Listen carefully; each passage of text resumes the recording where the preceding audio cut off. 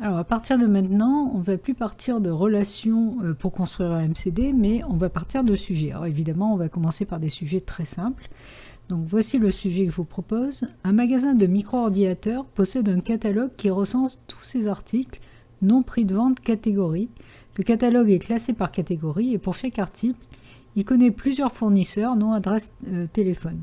Chaque fournisseur propose l'article en question à un prix particulier.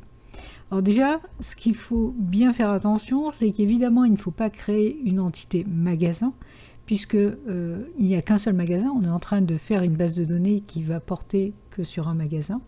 Et puis, autre erreur classique que l'on trouve dans les devoirs des étudiants, c'est faire une entité catalogue. Là aussi, il n'y a qu'un catalogue. Ce qu'il faut, c'est qu'on puisse mémoriser toutes les informations nécessaires pour pouvoir donc construire le catalogue. Alors, de quelles informations on a besoin? Eh bien, on a besoin des informations concernant les articles. On a besoin, pour chaque article, du nom, du prix et de la catégorie de l'article. Donc, on va tout de suite créer une entité article qui va mémoriser ces informations. Donc, article. Dans l'entité article, on va mettre le numéro de l'article, parce qu'il va falloir identifier les articles. Alors pourquoi rajouter un numéro alors qu'il n'est pas précisé dans le sujet? Bien parce qu'on a besoin d'un identifiant unique. On pourrait mettre le nom de l'article en identifiant, mais rien ne nous dit qu'on n'ait pas deux articles avec des noms identiques. C'est toujours un peu gênant et c'est toujours mieux de mettre un identifiant, même je dirais un identifiant automatique qui va être géré par la base de données.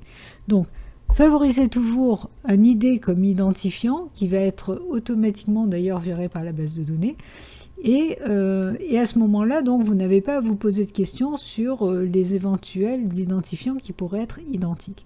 Donc on va mettre un ID pour l'identifiant de l'article et en attribut simple, on va mettre le nom, le prix de vente, donc prix-vente. En ce qui concerne la catégorie, on vous dit que le catalogue est classé par catégorie. Donc on se doute bien qu'on peut avoir plusieurs articles dans la même catégorie. Du coup, c'est un peu dommage de mettre la catégorie directement dans article, puisqu'on va avoir une redondance d'informations. Donc on va s'arrêter là pour article, et du coup, on va créer une entité catégorie qui va mémoriser toutes les catégories. Donc, entité catégorie. Alors, dans cette entité, on va mettre le minimum vital, c'est-à-dire qu'on a besoin, bien sûr, d'un identifiant. Alors là encore, évidemment, il y a peu de chances que deux catégories aient le même nom, mais soyez toujours sûr qu'avec un identifiant simple, un numéro, ça sera plus facile à gérer, même à travers les clés étrangères qui vont permettre de relier les dépendances fonctionnelles et les différentes associations.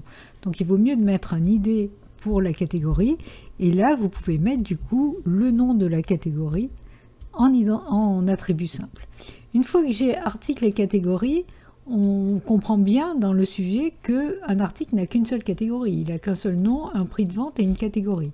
Du coup j'ai bien une dépendance fonctionnelle entre article et catégorie que je vais représenter comme ceci. Alors je pourrais lui donner un nom, ça reste une association, mais je préfère préciser que c'est une dépendance fonctionnelle. Donc au niveau de WinDesign, ce sont les stéréotypes. Sur feuille, vous le représentez directement par un petit rond ou en mettant un nom dans votre association si vous préférez la représentation sous forme d'association.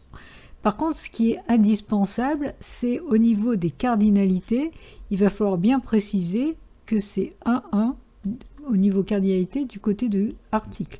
Un article n'est classé que dans une et une seule catégorie, alors que dans une catégorie, je peux avoir 0 à plusieurs articles. Alors pour ceux qui aimeraient mettre un N du côté de catégorie, ça voudrait juste dire qu'on ne crée une catégorie que s'il y a au moins un article qui existe dans cette catégorie. Ça se défend tout à fait. C'est juste que le 0N est plus flexible, parce que vous pouvez très bien créer vos catégories à l'avance, avant même de leur affecter des articles. Ensuite, on nous dit pour chaque article, il connaît plusieurs fournisseurs, nom, adresse, téléphone. Donc, il va falloir gérer aussi les fournisseurs. On va faire une entité fournisseur. Donc, fournisseur. Dans cette entité fournisseur, on va mettre ce que l'on nous donne, hein, nom, adresse, téléphone du fournisseur. Alors encore une fois, je vais mettre un ID en identifiant, et puis en attribut simple, je vais mettre le nom, l'adresse et le téléphone. Voilà, l'entité fournisseur est construite. Donc on nous dit pour chaque article, il connaît plusieurs fournisseurs. Donc on sent bien qu'on va devoir faire une association entre article et fournisseur, et que pour un article, j'ai plusieurs fournisseurs. Maintenant, reste à savoir du côté de fournisseur, est-ce qu'un fournisseur peut fournir plusieurs articles? Ça paraît assez logique, et c'est précisé finalement dans la dernière phrase.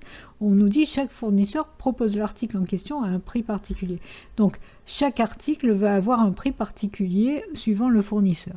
Donc on a affaire à une association classique entre article et fournisseur, qu'on va appeler d'ailleurs tout simplement article fournisseur. Alors ceux qui ont l'habitude de mettre des verbes au niveau des associations, ça marche aussi, c'est même classiquement utilisé. Alors, personnellement, je préfère éviter. Pourquoi? Parce que une association de ce type va se transformer vraiment en table dans la base de données. Donc une table article fournisseur, le nom est très parlant. On comprend que c'est une table qui correspond à chaque article pour chaque fournisseur. Si vous avez appelé l'association par exemple fournir, eh bien vous aurez une table fournir qui n'a pas forcément de sens. Alors on peut très bien dissocier les noms dans le MCD des noms dans la base de données.